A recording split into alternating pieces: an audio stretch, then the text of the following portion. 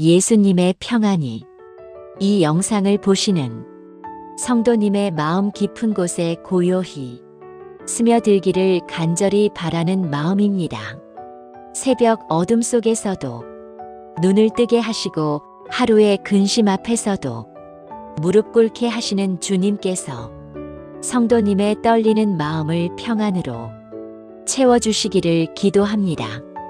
이 채널의 말씀을 통해 성도님의 오늘이 두려움 대신 확신으로, 염려 대신 감사로 정돈되고 성도님의 기도가 하늘 보좌 앞에 상달되어 응답으로 돌아오기를 축복합니다. 구독 버튼을 누르시면 매일 아침 하나님의 평안이 성도님을 찾아가고, 좋아요를 누르시면 성도님의 하루가 주님의 은혜로 가득 차게 될 것입니다. 댓글로 아멘을 남기시면 성도님의 고백이 이 채널을 통해 하늘로 함께 올려질 것입니다. 이 말씀이 필요한 분이 주변에 계시다면 교회 식구에게 안부를 전하듯 함께 나눠주세요. 평안은 나눌수록 더 깊어지고 은혜는 나눌수록 더 풍성해집니다. 제가 부끄러운 고백을 하나 하겠습니다. 몇 년 전 교회 재정이 무너지는 걸 지켜봐야 했던 시절이 있었습니다. 매달 월세 380만 원을 내기도 빠듯했고 전기세가 밀려서 단전 통보를 받은 적도 있었습니다. 성도님들께는 차마 말씀드릴 수 없었지요. 새벽 기도를 인도하면서도 마음속으로는 계속 계산기를 두드리고 있었습니다. 이번 달은 어떻게 넘기지? 다음 달은 또 어떡하지? 말씀을 전하는 입술로는 하나님을 신뢰하십시오라고 외치면서 제 마음은 온통 근심과 두려움으로 가득했습니다. 그런데 2022년 3월 15일 화요일 새벽 제 인생이 바뀌는 전화를 받았습니다. 전화를 건 분은 부산 해운대에 사시는 김순자 권사님, 당시 67세셨습니다. 5년 전 제가 병원 신방을 갔을 때 만났던 분이셨지요. 그분은 당시 췌장암 사기 판정을 받으셨고 의사는 6개월밖에 못 산다고 했었습니다. 저는 그분의 병상 옆에서 1시간 넘게 기도해드렸습니다. 그리고 5년이 지났습니다. 권사님의 목소리가 떨리고 계셨습니다. 목사님, 제가 아직 살아있어요. 5년이 지났는데도 살아있어요. 의사 선생님도 기적이라고 하셨어요. 그분은 계속 말씀하셨습니다. 그날 목사님이 해주신 기도가 기억나요. 근심도 말고 두려워하지도 말라, 이 말씀을 붙들라고 하셨잖아요. 저는 그 후로 매일 아침 이 말씀을 붙들고 기도했어요. 처음엔 떨렸지만 점점 평안이 왔어요.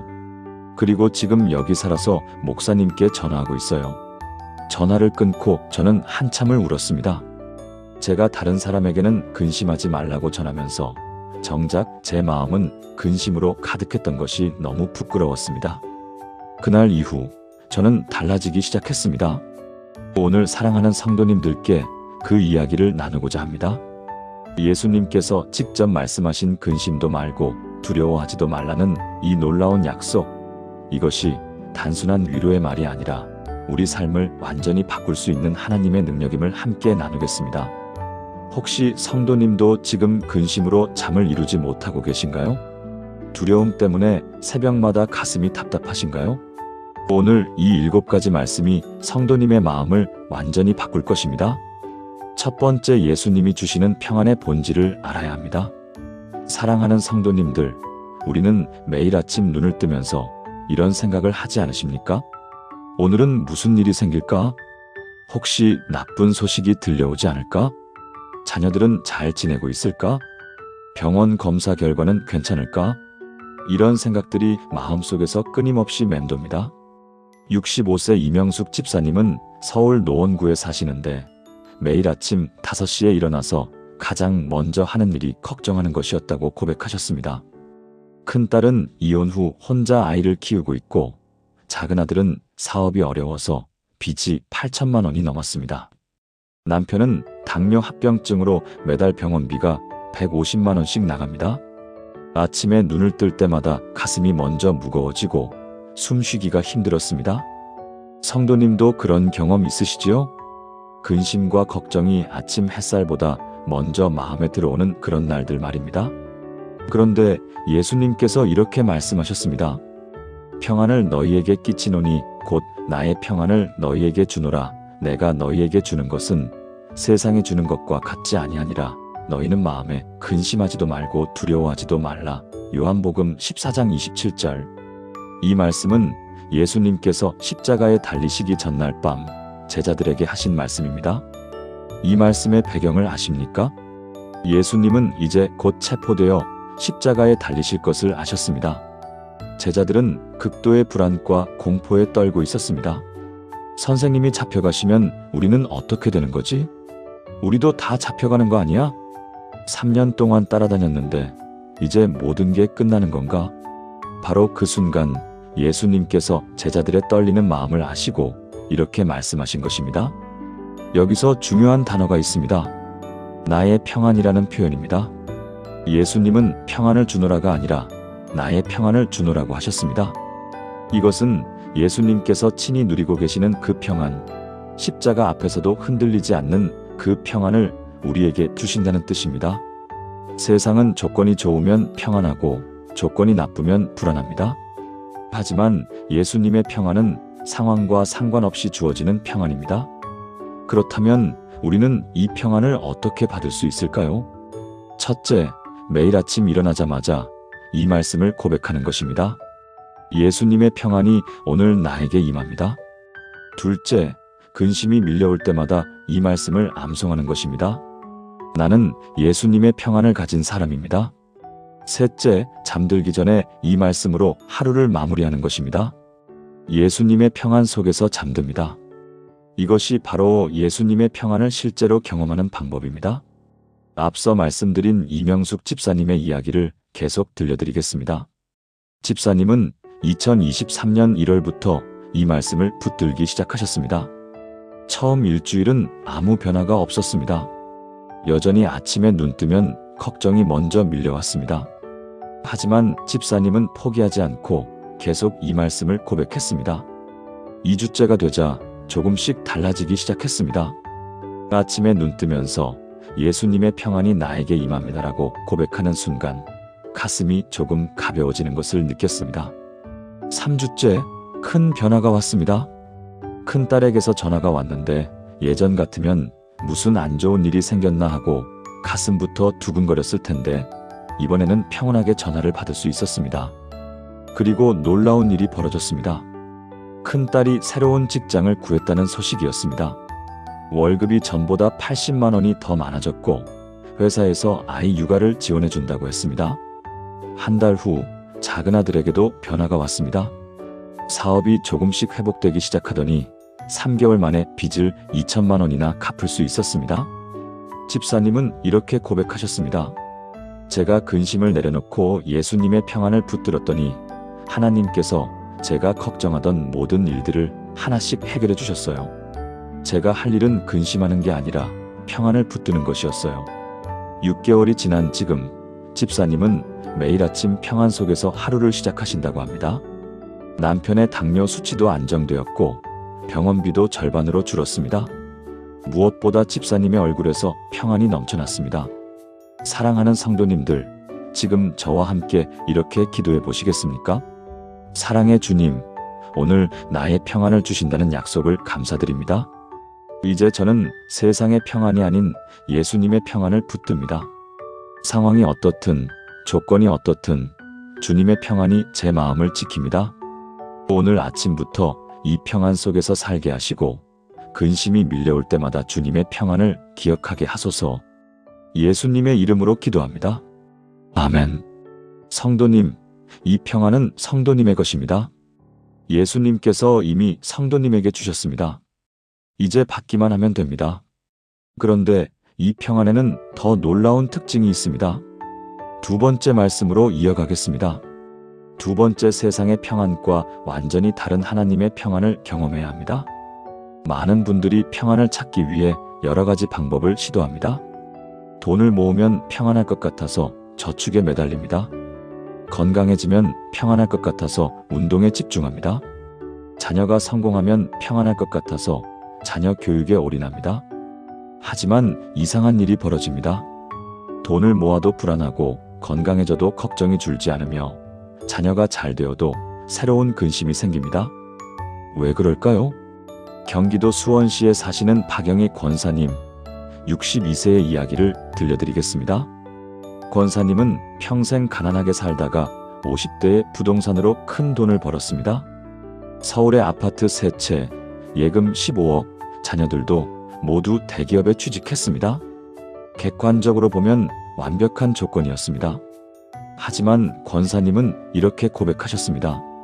돈이 없을 때는 돈만 있으면 평안할 줄 알았는데 막상 돈이 생기니까 도둑 걱정, 사기 걱정, 자녀들이 돈 때문에 싸울까봐 걱정, 근심이 더 커졌어요.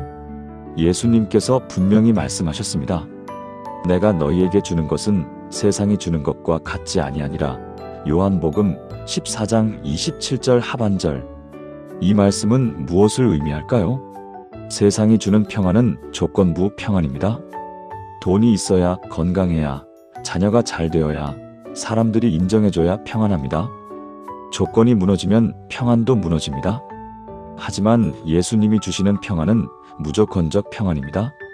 돈이 없어도, 건강이 안 좋아도, 자녀가 말썽을 부려도, 사람들이 무시해도 평안합니다. 왜냐하면 이 평안은 상황에서 나오는 것이 아니라 예수님께서 직접 주시는 것이기 때문입니다. 사도 바울은 감옥에 갇혀 있으면서도 이렇게 고백했습니다.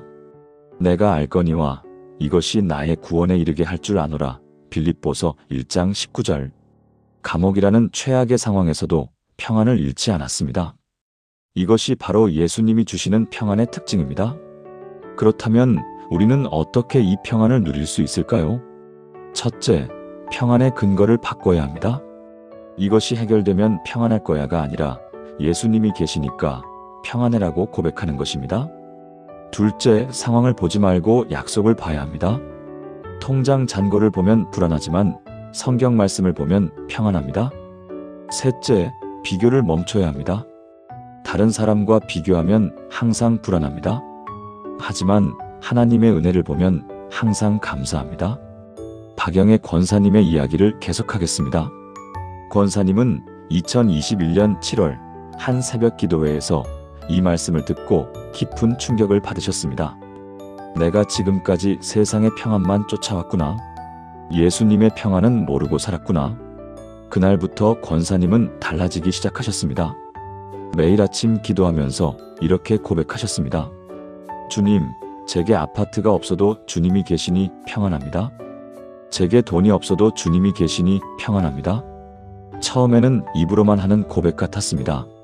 하지만 한 달, 두 달 계속하다 보니 정말로 마음이 바뀌기 시작했습니다. 2개월째 되던 어느 날 큰 사건이 벌어졌습니다. 아파트 한 채를 사기꾼에게 사기당하셨습니다. 5억 원이 한순간에 날아갔습니다. 예전 같았으면 밤새 울고 미칠 것 같았을 겁니다. 하지만 이상한 일이 벌어졌습니다. 권사님의 마음에 평안이 있었습니다. 물론 속상하고 아프긴 했지만 무너지지 않았습니다. 하나님, 이것도 하나님의 계획이 있으실 거라 믿습니다. 제게는 여전히 주님이 계시니까 평안합니다. 그리고 3개월 후 놀라운 일이 일어났습니다. 사기꾼이 잡혔고 돈의 70%인 3억 5천만 원을 돌려받았습니다. 더 놀라운 것은 그 과정에서 권사님이 평안을 잃지 않았다는 것입니다. 권사님은 이렇게 고백하셨습니다. 예전에는 5억을 잃으면 5억만큼 불안했을 거예요. 하지만 이번에는 달랐어요. 돈은 잃었지만 평안은 잃지 않았어요. 오히려 예수님이 주시는 평안이 얼마나 큰지 깨달았어요. 지금 권사님은 재산의 절반을 교회와 선교에 헌금하셨습니다. 세상의 평안을 쫓을 때는 돈이 아까웠는데 예수님의 평안을 알고 나니까 돈이 아깝지 않아요. 오히려 나누는 게 더 행복해요. 사랑하는 성도님들, 함께 기도하시겠습니까? 전능하신 하나님, 세상의 평안과 주님의 평안이 다르다는 것을 깨닫게 하시니 감사합니다. 이제 저는 조건이 아닌 주님을 붙듭니다. 상황이 아닌 약속을 붙듭니다. 주님이 계시니 어떤 상황에서도 평안합니다. 이 평안이 제 마음을 지키고 제 삶을 인도하게 하소서. 예수님의 이름으로 기도합니다. 아멘. 성도님, 이제 아시겠습니까? 우리가 쫓아야 할 평안은 세상의 평안이 아니라 예수님의 평안입니다. 그런데 이 평안을 누리기 위해서는 중요한 결단이 필요합니다.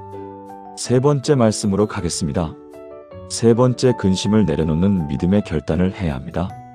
많은 성도님들이 이렇게 생각합니다. 근심하지 말라고 하시는데 어떻게 근심을 안 할 수 있어요? 이렇게 많은 문제가 있는데 걱정하지 않을 수가 없잖아요.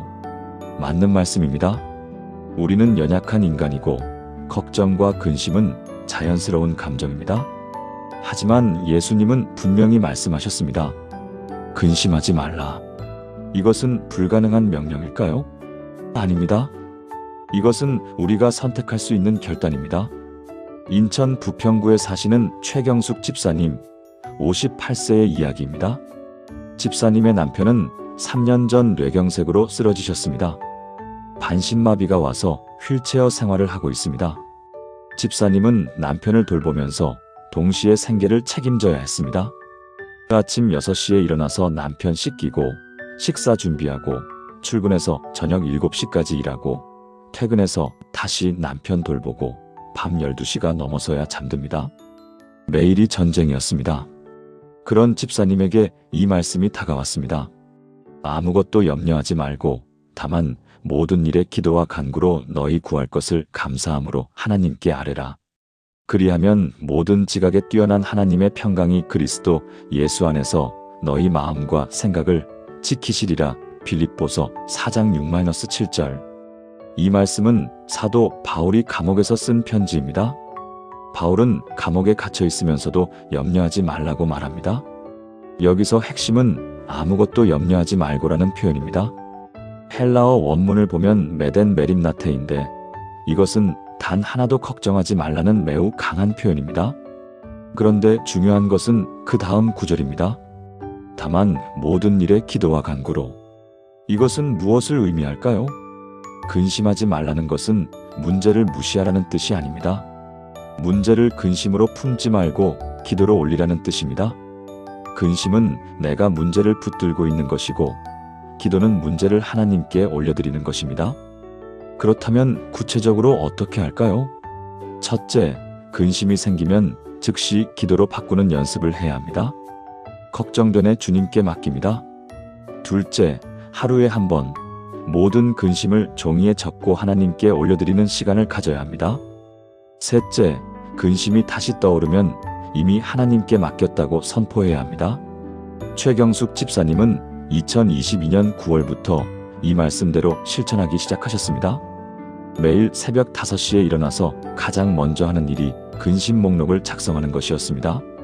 노트에 하나씩 적었습니다. 남편 건강 회복, 이번 달 병원비 230만 원, 허리 통증, 직장 상사와의 갈등, 딸의 결혼 문제, 그리고 그 목록을 펼쳐놓고 하나씩 기도로 올려드렸습니다. 하나님, 이 근심을 이제 주님께 맡깁니다. 제가 붙들고 있지 않겠습니다. 처음 일주일은 어색했습니다. 기도로 올려드려도 금방 다시 걱정이 밀려왔습니다. 하지만 집사님은 포기하지 않았습니다. 걱정이 다시 떠오를 때마다 이렇게 말했습니다. 이건 이미 하나님께 맡긴 거야. 다시 붙들지 않을 거야. 2주째 신기한 일이 벌어졌습니다. 근심이 떠올라도 오래 머물지 않았습니다. 금방 평안이 찾아왔습니다. 한 달이 지나자 더 놀라운 변화가 왔습니다. 직장 상사가 갑자기 집사님을 불렀습니다. 최 집사님, 남편 간병하면서 일하시느라 힘드시죠? 근무 시간을 조정하겠습니다. 오후 4시까지만 일하세요. 급여는 그대로 드릴게요. 집사님은 울음이 터져나왔습니다. 하나님께서 정말 들으시고 응답하신다는 것을 체험한 순간이었습니다. 3개월 후 병원비 문제도 해결되었습니다. 정부 지원금이 나와서 병원비의 70%를 지원받게 되었습니다.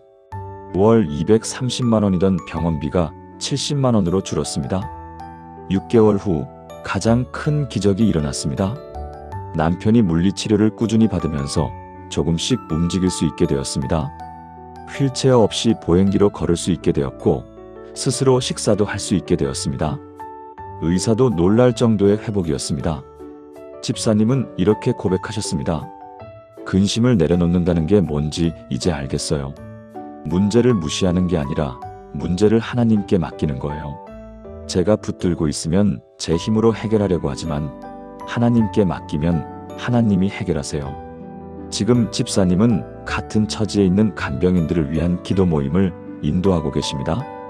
매주 10명 정도 모여서 서로의 근심을 나누고 함께 기도로 올려드립니다. 많은 분들이 이 모임을 통해 평안을 찾고 계십니다. 사랑하는 성도님들, 함께 고백하시겠습니까? 사랑하는 하나님, 제 마음의 모든 근심을 이제 주님께 올려드립니다. 제가 붙들고 있던 걱정들, 염려들, 두려움들을 모두 내려놓습니다. 이제부터는 근심할 때마다 기도로 바꾸겠습니다. 하나님께서 모든 것을 아시고 모든 것을 해결하실 수 있음을 믿습니다. 제 마음과 생각을 지켜주시고 평안으로 채워주소서. 예수님의 이름으로 기도합니다. 아멘. 성도님, 근심을 내려놓는 것은 나약함이 아니라 강한 믿음입니다. 내가 붙들고 있는 것을 하나님께 맡기는 용기입니다. 그런데 근심을 내려놓았다고 해서 두려움까지 사라지는 것은 아닙니다. 네 번째 말씀이 바로 이것입니다. 네 번째 두려움을 이기는 하나님의 임재를 경험해야 합니다. 근심과 두려움은 다릅니다. 근심은 미래의 문제에 대한 걱정이고 두려움은 현재 느끼는 공포입니다. 근심은 생각의 문제이고 두려움은 감정의 문제입니다. 많은 성도님들이 근심은 어느 정도 내려놓았는데 두려움은 여전히 남아 있습니다. 밤에 혼자 있을 때 오는 두려움, 병원에 갈 때 느끼는 두려움, 죽음을 생각할 때 오는 두려움.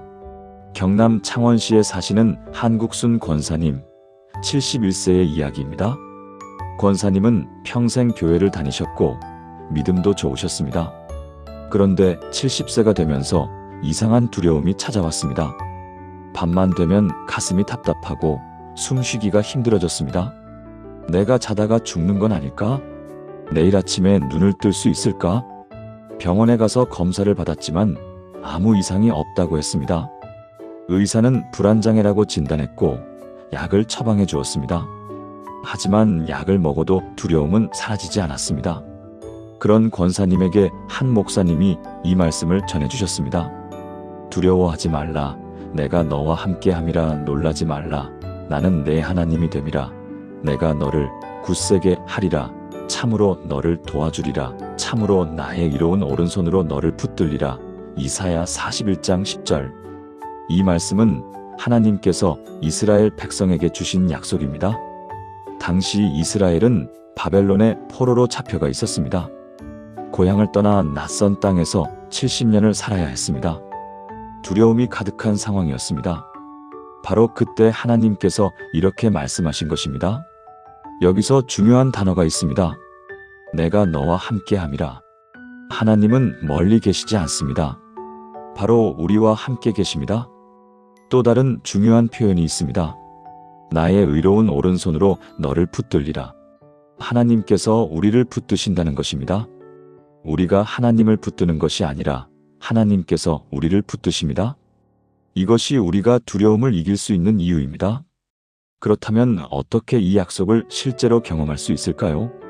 첫째, 두려움이 올 때마다 하나님이 나와 함께 계신다고 큰 소리로 선포해야 합니다. 둘째, 이사야 41장 10절을 암송하고 매일 고백해야 합니다. 셋째, 두려움의 순간에 하나님의 임재를 구체적으로 상상해야 합니다. 지금 하나님께서 내 옆에 계신다. 내 손을 붙들고 계신다. 한국순 권사님은 이 말씀을 받고 그날 밤부터 실천하기 시작하셨습니다. 잠자리에 들기 전에 이사야 41장 10절을 큰 소리로 10번 읽었습니다. 두려워하지 말라. 내가 너와 함께함이라. 첫날 밤 여전히 두려움이 왔습니다. 가슴이 답답하고 숨이 막혔습니다. 하지만 권사님은 포기하지 않고 다시 말씀을 큰 소리로 외쳤습니다. 하나님이 나와 함께 계신다. 하나님의 오른손이 나를 붙들고 계신다. 그러자 신기하게도 가슴이 조금 편안해지는 것을 느꼈습니다. 완전히 사라지지는 않았지만 전보다는 나았습니다. 이틀째 밤 같은 방법으로 말씀을 선포했습니다. 이번에는 조금 더 빨리 평안이 왔습니다. 5분 정도 말씀을 선포하니 두려움이 약해졌습니다. 일주일째 큰 변화가 왔습니다. 잠자리에 들 때 이제는 두려움보다 평안이 먼저 왔습니다. 하나님이 함께 계시니까 괜찮아라는 확신이 생겼습니다. 2주째 놀라운 일이 벌어졌습니다. 한밤중에 갑자기 심한 두근거림이 왔습니다. 예전 같으면 패닉에 빠졌을 상황이었습니다. 하지만 이번에는 달랐습니다. 권사님은 침대에 그대로 누워서 조용히 기도하기 시작했습니다. 하나님, 지금 두렵습니다. 하지만 주님이 저와 함께 계신 것을 압니다. 주님의 오른손이 저를 붙들고 계신 것을 믿습니다. 그러자 놀랍게도 두근거림이 점점 가라앉았습니다. 5분 후 완전히 평온해졌습니다. 권사님은 그 순간 확신하셨습니다. 하나님이 정말 나와 함께 계시는구나. 한 달 후 권사님은 약을 끊을 수 있었습니다. 의사도 놀라워했습니다. 이렇게 빨리 회복되는 경우는 드문데 무슨 특별한 일이라도 있으셨나요? 권사님은 성경책을 꺼내 보여주며 이사야 41장 10절을 읽어드렸습니다. 3개월 후 권사님에게 큰 시험이 왔습니다. 갑자기 어지러움증이 심해져서 응급실에 실려갔습니다. 뇌 MRI를 찍었더니 작은 뇌경색 전조 증상이 발견되었습니다. 예전 같으면 극심한 공포에 빠졌을 상황이었습니다. 하지만 권사님은 평온했습니다. 병원 침대에 누워서도 계속 이 말씀을 암송했습니다. 하나님이 나와 함께 계신다. 하나님의 오른손이 나를 붙들고 계신다. 그리고 기도했습니다. 하나님, 지금 이 상황도 주님의 손 안에 있음을 믿습니다. 주님이 저를 붙들고 계시니 두렵지 않습니다.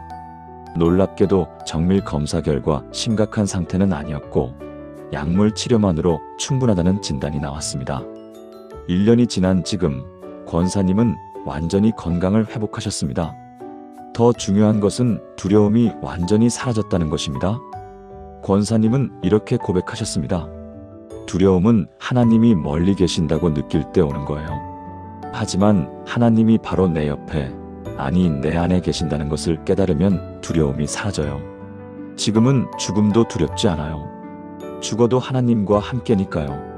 지금 권사님은 요양병원을 방문해서 같은 두려움으로 고통받는 어르신들에게 이 말씀을 전하고 계십니다. 사랑하는 성도님들, 함께 선포하시겠습니까?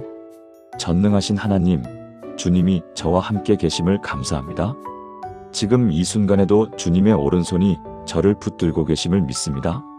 어떤 두려움이 와도 주님이 계시니 넉넉히 이깁니다. 밤의 두려움도, 질병의 두려움도, 죽음의 두려움도 주님 안에서 사라집니다. 주님의 임재를 매 순간 경험하게 하시고 이 확신 속에서 평안히 살게 하소서. 예수님의 이름으로 기도합니다. 아멘. 성도님, 하나님은 지금 성도님과 함께 계십니다. 성도님을 붙들고 계십니다. 이것을 믿으면 어떤 두려움도 이길 수 있습니다. 그런데 이 확신을 유지하기 위해서는 중요한 무기가 필요합니다. 5번째 말씀으로 가겠습니다. 5번째 말씀으로 마음을 지키는 법을 배워야 합니다. 많은 성도님들이 이런 경험을 하십니다. 교회에서 은혜 받고 집에 돌아오면 평안합니다. 하지만 며칠 지나면 다시 불안해집니다. 새벽기도 다녀올 때는 확신이 있는데 점심때쯤 되면 흔들립니다. 왜 그럴까요? 우리 마음은 마치 물탱크 같습니다. 구멍이 뚫려 있어서 계속 채워주지 않으면 비어버립니다. 대구 달서구에 사시는 정미경 집사님, 55세의 이야기입니다. 집사님은 열심히 교회 생활을 하셨습니다. 새벽기도, 수요 예배, 주일 예배 빠지지 않고 참석하셨습니다. 하지만 이상한 일이 벌어졌습니다. 예배 때는 은혜 받고 평안한데 집에 오면 금방 불안해졌습니다. 특히 아침에 뉴스를 보거나 카카오톡 메시지를 확인하면 마음이 무너졌습니다. 그런 집사님에게 한 목사님이 이 말씀을 전해주셨습니다. 내가 평안히 눕고 자기도 하리니 나를 안전히 살게 하시는 이는 오직 여호와이시니이다. 시편 4편 8절. 그리고 이 말씀도 함께 주셨습니다. 내 마음을 다하여 여호와를 신뢰하고 내 명철을 의지하지 말라. 너는 범사의 그를 인정하라. 그리하면 내 길을 지도하시리라. 잠언 3장 5-6절. 다윗은 왜 평안히 잠들 수 있었을까요? 그는 수많은 위기를 겪었습니다. 사울 왕에게 쫓겨다녔고 아들 압살롬에게 배신당했고 전쟁을 수없이 치렀습니다. 하지만 그는 평안히 잠들 수 있었습니다. 비결이 무엇이었을까요? 나를 안전히 살게 하시는 이는 오직 여호와라는 고백입니다. 다윗은 매일 이 고백을 했습니다. 아침에 일어나면 전쟁터에 나가기 전에, 잠들기 전에 이 말씀을 묵상했습니다. 이것이 다윗의 마음을 지킨 비결이었습니다. 그렇다면 우리는 어떻게 말씀으로 마음을 지킬 수 있을까요? 첫째, 매일 아침 하루를 시작하기 전에 말씀을 읽고 묵상해야 합니다. 뉴스보다 먼저 카카오톡 확인하기 전에 말씀을 먼저 봐야 합니다. 둘째, 핵심 말씀 한 구절을 암송하고 하루 종일 묵상해야 합니다. 셋째, 불안이 올 때마다 암송한 말씀을 큰 소리로 선포해야 합니다. 넷째, 잠들기 전에 말씀으로 하루를 마무리해야 합니다. 정미경 집사님은 이 말씀을 듣고 2023년 1월 1일부터 실천하기 시작하셨습니다. 매일 아침 5시 30분에 일어나서 가장 먼저 하는 일이 말씀 읽기였습니다. 휴대폰을 보지 않고 TV를 켜지 않고 오직 성경책만 펼쳤습니다. 시편 4편 8절을 소리내어 10번 읽고 5분 동안 묵상했습니다. 처음 일주일은 어색했습니다. 말씀을 읽어도 마음에 와닿지 않았고 금방 다른 생각이 떠올랐습니다. 하지만 집사님은 포기하지 않았습니다. 2주째 조금씩 달라지기 시작했습니다. 말씀을 읽을 때 마음이 차분해지는 것을 느꼈습니다. 그리고 하루 중에 불안이 올 때 아침에 묵상했던 말씀이 떠올랐습니다.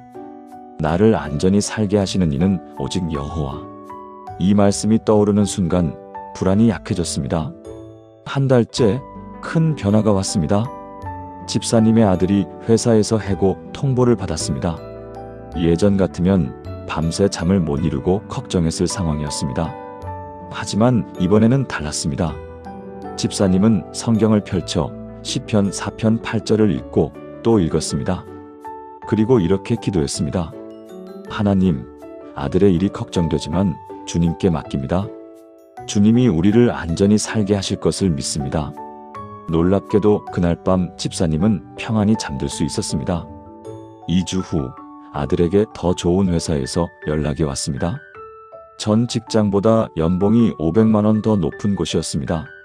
3개월째 집사님의 삶이 완전히 바뀌었습니다. 아침에 일어나면 가장 먼저 말씀이 생각났습니다. 하루 종일 말씀이 마음에 머물렀습니다. 불안이나 걱정이 올 때마다 자동으로 말씀이 떠올라서 마음을 지켰습니다. 6개월째 집사님은 말씀 암송 노트를 만들기 시작하셨습니다.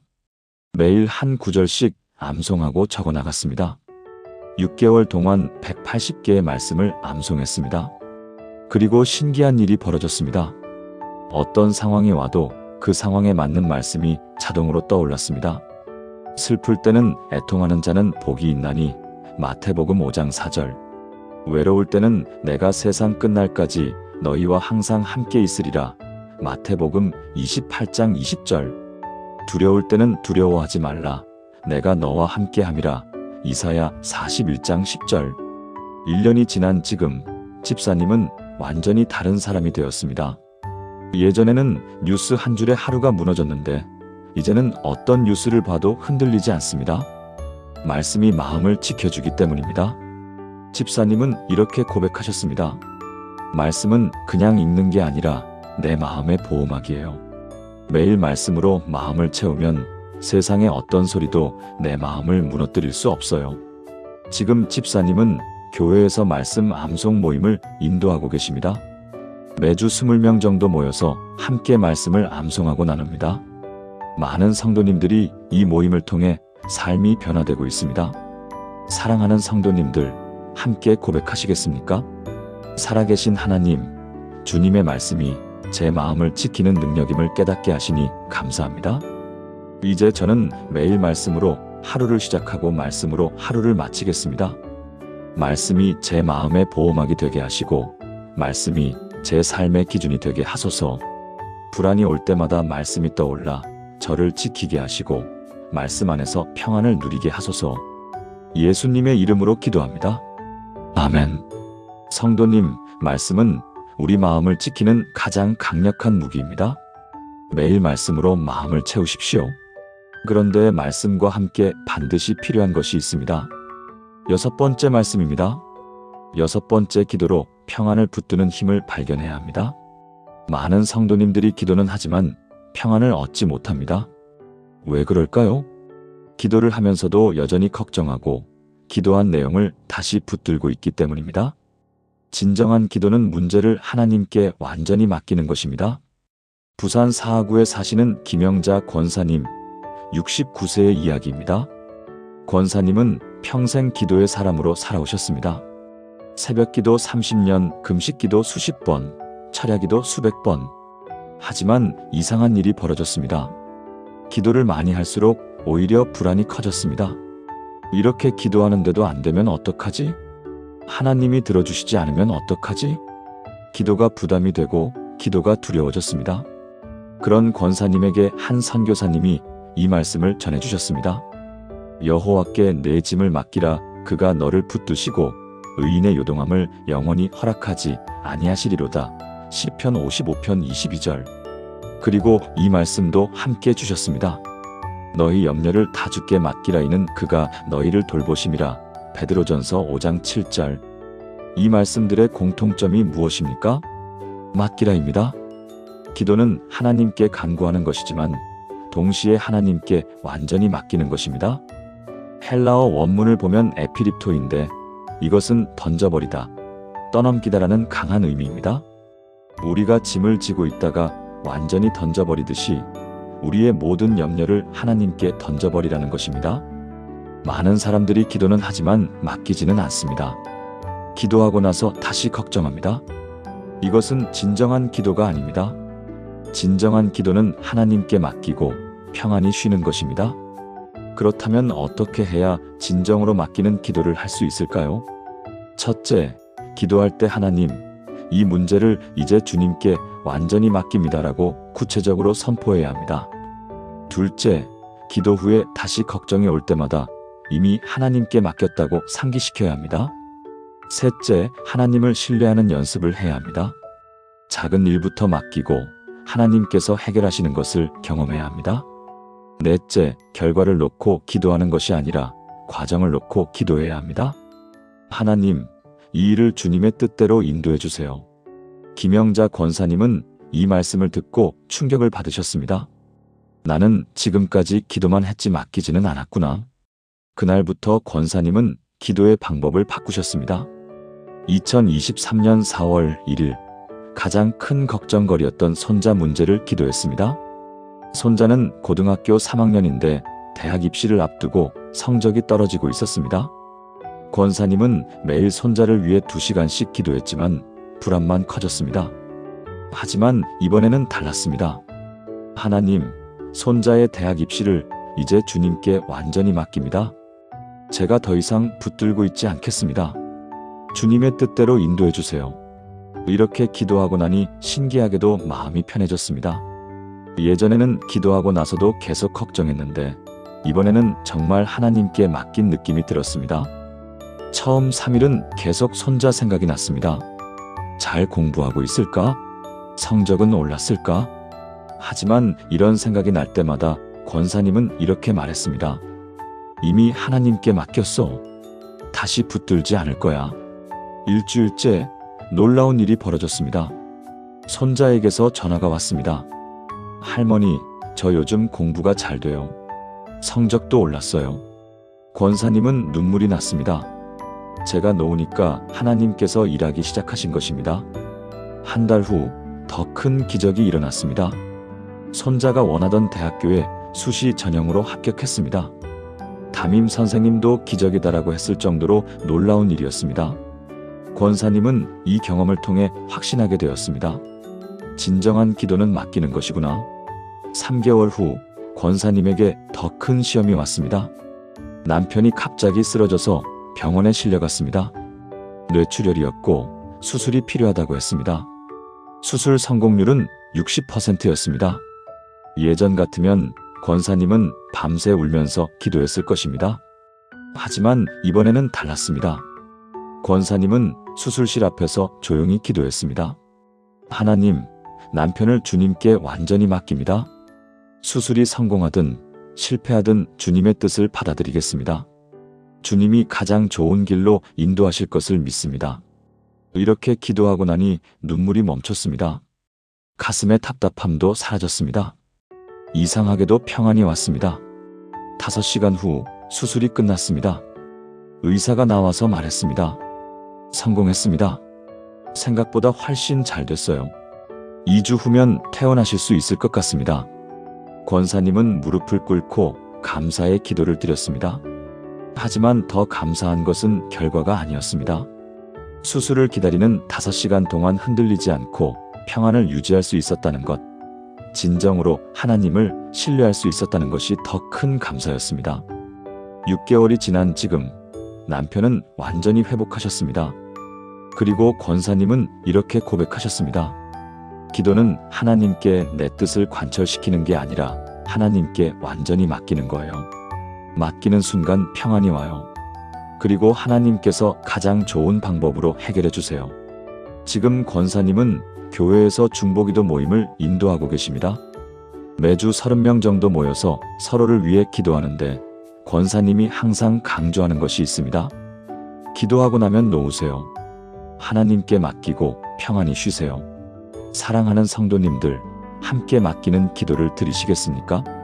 신실하신 하나님, 제가 지금까지 붙들고 있던 모든 것을 이제 주님께 완전히 맡깁니다.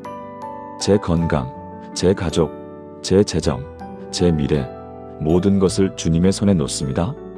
이제부터는 제가 염려하지 않고 주님께서 인도하시는 대로 따라가겠습니다. 주님을 신뢰합니다. 주님의 계획이 가장 좋은 것임을 믿습니다.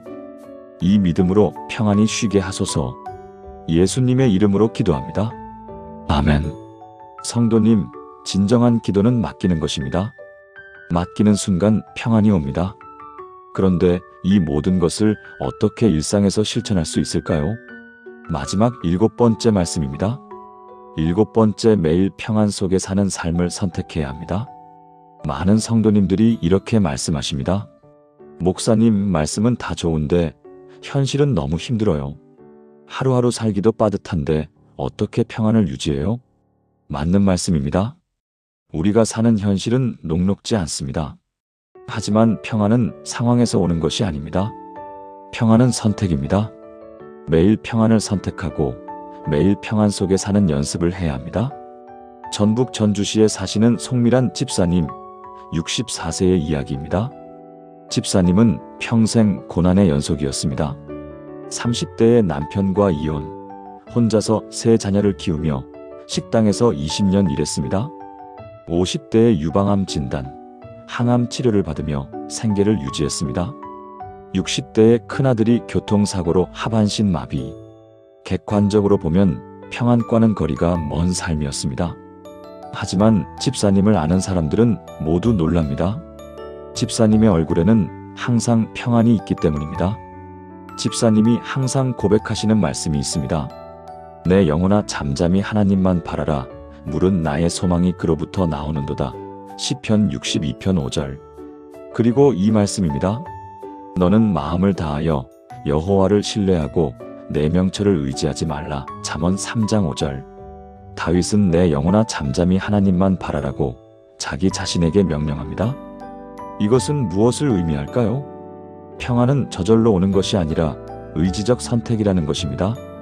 상황이 좋아서 평안한 것이 아니라 하나님을 바라보기로 선택했기 때문에 평안한 것입니다. 히브리어 원문을 보면 둠미야라는 단어가 나오는데 이것은 의도적으로 조용히 하다, 일부러 침묵하다라는 뜻입니다. 우리 영혼이 떠들고 불안하고 요동칠 때 일부러 잠잠하게 만드는 것입니다. 이것이 평안 속에 사는 비결입니다. 그렇다면 구체적으로 어떻게 매일 평안을 선택할 수 있을까요? 첫째, 매일 아침 일어나서 가장 먼저 오늘도 평안을 선택합니다라고 선포해야 합니다. 둘째, 하루 중 3번 아침, 점심, 저녁 내 영혼아 잠잠히 하나님만 바라라를 암송해야 합니다. 셋째, 불안이 올 때마다 나는 평안을 선택한다고 큰 소리로 말해야 합니다. 넷째, 잠들기 전에 오늘 하루 평안했던 순간들을 기억하고 감사해야 합니다. 다섯째, 평안 일기를 써야 합니다. 매일 평안을 경험한 셋째 순간들을 기록하는 것입니다. 송미란 집사님은 30년 전부터 이것을 실천해 오셨습니다. 1995년 남편과 이혼하고 세 자녀를 홀로 키우게 되었을 때부터입니다. 당시 집사님은 극심한 우울증과 불안에 시달렸습니다. 새벽마다 깨서 울었고 미래가 보이지 않았습니다. 그때 한 전도사님이 집사님에게 이 말씀을 전해주셨습니다. 송 집사님, 평안은 상황이 좋아야 오는 게 아니에요. 평안은 매일 선택하는 거예요. 처음에는 이해가 안 됐습니다. 이런 상황에서 어떻게 평안을 선택해요? 하지만 집사님은 전도사님의 조언대로 실천하기 시작했습니다. 매일 아침 눈을 뜨면 가장 먼저 이렇게 말했습니다. 오늘도 평안을 선택합니다. 내 영혼아 잠잠히 하나님만 바라라. 처음 한 달은 형식적이었습니다. 입으로는 평안을 선택합니다라고 했지만 마음은 여전히 불안했습니다. 하지만 포기하지 않고 계속했습니다.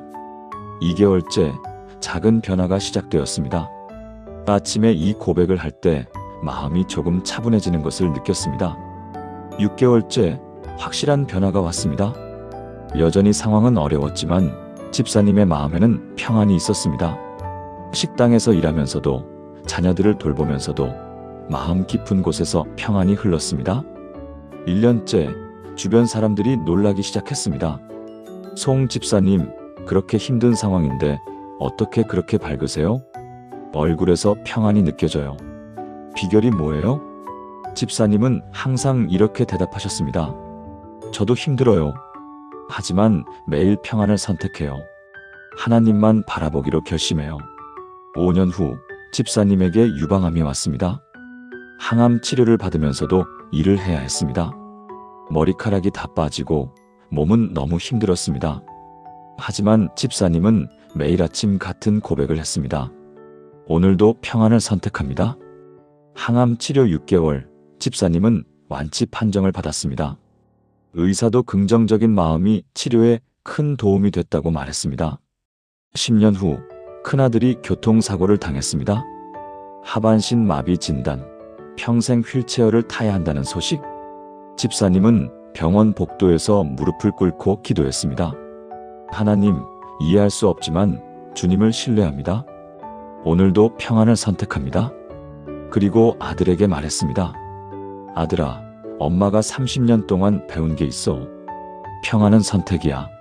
내 상황은 바뀌지 않을 수도 있어. 하지만 내 마음은 바뀔 수 있어. 엄마랑 같이 평안을 선택하자. 3년이 지난 지금 아들은 장애인 복지관에서 상담사로 일하고 있습니다. 휠체어를 타지만 얼굴에는 평안이 있습니다. 어머니에게 배운 평안 선택을 매일 실천하고 있습니다. 30년이 지난 지금 송미란 집사님은 이렇게 고백하십니다. 제 인생은 평탄하지 않았어요. 하지만 평안했어요. 상황은 제가 통제할 수 없지만 평안은 제가 선택할 수 있어요. 그리고 하나님은 평안을 선택한 사람에게 놀라운 일을 행하세요. 집사님은 지금 매주 토요일 오후 같은 처지에 있는 싱글맘들을 위한 모임을 인도하고 계십니다. 20명 정도의 싱글맘들이 모여서 서로 격려하고 기도합니다. 집사님이 항상 강조하는 것은 하나입니다. 평안은 선택입니다. 매일 선택하세요. 그리고 집사님은 30년 동안 써온 평안 일기를 보여주십니다. 30권이 넘는 노트에는 매일매일 평안을 경험한 순간들이 빼곡히 적혀 있습니다. 1995년 6월 12일, 오늘 아침 눈 뜨면서 평안을 선택했습니다. 여전히 돈은 없지만 마음은 평안합니다. 2008년 9월 5일, 항암 치료 3차. 몸은 힘들지만 마음은 평안합니다. 하나님께서 함께 계십니다. 2020년 3월 18일, 아들의 재활 치료를 보면서 눈물이 났습니다. 하지만 평안도 함께 있습니다. 하나님을 신뢰합니다. 이 일기를 보는 싱글맘들은 모두 눈물을 흘립니다. 그리고 용기를 얻습니다. 나도 할 수 있겠다. 나도 평안을 선택할 수 있겠다. 사랑하는 성도님들, 마지막으로 함께 선포하시겠습니까? 전능하신 하나님, 평안이 상황에서 오는 것이 아니라 선택임을 깨닫게 하시니 감사합니다. 오늘부터 저는 매일 평안을 선택하겠습니다. 어떤 상황이 와도, 어떤 문제가 생겨도 평안을 선택하겠습니다. 내 영혼이 하나님만 바라보게 하시고 하나님의 평안이 제 마음을 지키게 하소서. 이 평안이 제 가족에게, 제 주변 사람들에게 흘러가게 하시고 평안의 통로로 사용하여 주소서. 예수님의 이름으로 기도합니다. 아멘. 성도님, 평안은 선택입니다. 오늘부터 매일 평안을 선택하십시오. 상황이 바뀌기를 기다리지 마십시오. 지금 이 순간 평안을 선택하십시오. 사랑하는 성도님들, 지금까지 나눈 7가지 말씀을 하나의 기도로 올려드리겠습니다. 함께 기도하시겠습니까? 사랑과 은혜가 무한하신 하나님 아버지, 오늘 이 시간 주신 근심도 말고 두려워하지도 말라는 놀라운 약속을 감사드립니다. 예수님께서 주시는 평안의 본질을 깨닫게 하시고 세상의 평안과 완전히 다른 하나님의 평안을 경험하게 하시면 근심을 내려놓는 믿음의 결단을 하게 하시고 두려움을 이기는 하나님의 임재를 느끼게 하시며 말씀으로 마음을 지키는 법을 배우게 하시고 기도로 평안을 붙드는 힘을 발견하게 하시며 매일 평안 속에 사는 삶을 선택하게 하신 주님을 찬양합니다. 이제 저는 고백합니다. 예수님의 평안이 저에게 임했습니다. 조건이 아닌 주님을 붙듭니다. 모든 근심을 주님께 맡기고 다시 붙들지 않겠습니다. 두려워하지 않습니다. 주님이 저와 함께 계시고 주님의 오른손이 저를 붙들고 계십니다. 매일 말씀으로 제 마음을 지키고 기도로 모든 것을 주님께 올려드리겠습니다. 오늘부터 매일 평안을 선택하겠습니다. 주님, 이 평안이 저의 가정에 임하게 하소서. 남편과 아내 사이에, 부모와 자녀 사이에, 형제자매 사이에 주님의 평안이 흐르게 하소서. 이 평안이 우리 교회에 임하게 하소서. 성도님들 한 분 한 분이 평안을 경험하고 평안을 나누는 공동체가 되게 하소서. 이 평안이 우리 삶의 모든 영역에 임하게 하소서. 건강의 문제에, 재정의 문제에, 자녀의 문제에, 직장의 문제에, 모든 문제 속에서 주님의 평안이 우리를 지키게 하소서. 근심과 두려움이 다시 찾아올 때마다 오늘 나눈 이 말씀들을 기억하게 하시고 즉시 주님께 맡기며 평안을 선택하게 하소서. 이 모든 것이 주님의 약속이심을 믿고 신뢰하며 의지합니다. 살아계신 예수 그리스도의 이름으로 기도합니다. 아멘. 사랑하는 성도님들, 지금까지 근심도 말고 두려워하지도 말라는 주제로 7가지 말씀을 나누었습니다. 첫째, 예수님이 주시는 평안의 본질을 알았습니다. 둘째, 세상의 평안과 완전히 다른 하나님의 평안을 배웠습니다. 셋째, 근심을 내려놓는 믿음의 결단을 했습니다. 넷째, 두려움을 이기는 하나님의 임재를 경험했습니다. 다섯째, 말씀으로 마음을 지키는 법을 깨달았습니다. 여섯째, 기도로 평안을 붙드는 힘을 발견했습니다. 일곱째, 매일 평안 속에 사는 삶을 선택하기로 했습니다. 이 7가지 말씀이 성도님의 삶을 완전히 바꿀 것입니다. 오늘 이 시간 이후 성도님의 삶에 예수님의 평안이 흘러넘치기를 축복합니다. 어떤 상황이 와도 근심하지 않고 어떤 문제가 생겨도 두려워하지 않는 성도님이 되시기를 기도합니다. 매일 아침 평안으로 하루를 시작하고 매일 밤 평안으로 하루를 마치는 성도님이 되시기를 축원합니다.